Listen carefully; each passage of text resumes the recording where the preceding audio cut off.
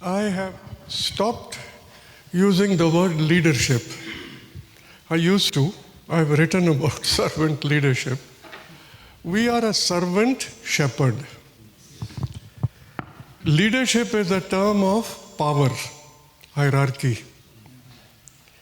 You read the scripture, Jesus is always, I am the good shepherd. A good shepherd laid his life for his sheep. As a good shepherd, he died for his friend. That's your calling. Our calling is to shepherd people. This shepherd who went after one lost sheep, leaving behind 99. If one thing people need in a congregation, it's shepherding. Servant shepherding. Young people are into drug addiction and many other challenges. I was talking to one young man who was into drugs. He jumped from second floor. Thank God he didn't die because he fell on another student. Both got hurt, but his life was bad. So, talking to him, he made a very painful remark. He said, anybody who talks to me gives me lectures. Don't take drugs and don't do this and don't do that. He says, what I am searching for is a friend. And I don't get a friend. I get only lectures. Shepherd is a friend of your sheep. Our task is to love them. Our task is to pray for them. You know, we are a community of priests, holy nation. Priest duty is, he presents people to God and God to people. He's a mediator. That's who you are. People God have given under your care, you present them to God every day. Get to know your sheep. Since if the church is very big, you will not know the name of the sheep. So what they do is, in mega churches, they have family fellowship where everybody knows everybody. By name. Pray for people by name.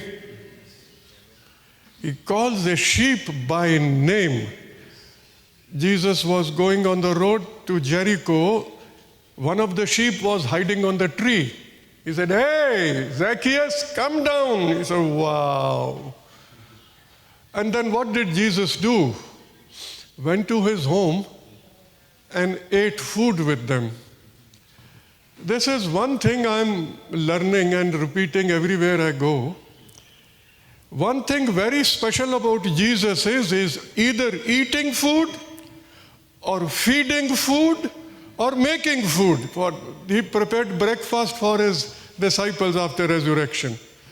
You look anywhere, he's eating. With the Samaritan lady, give me water to drink. Eating is missional. Hospitality is missional. Eat food, people will open up. Eat food with people. Eat food with your sheep.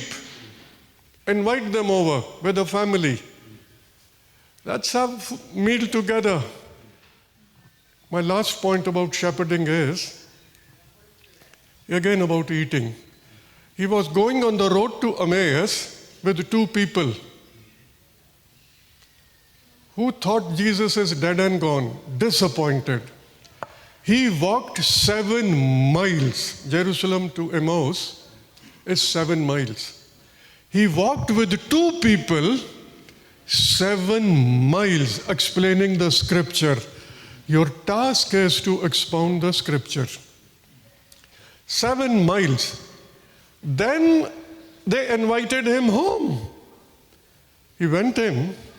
Then he says he took bread. Jesus, who was a guest, becomes a host. He says he took bread. Now if you imagine you invite somebody and he behaves like a host, you'll say, wait a minute, I am the host.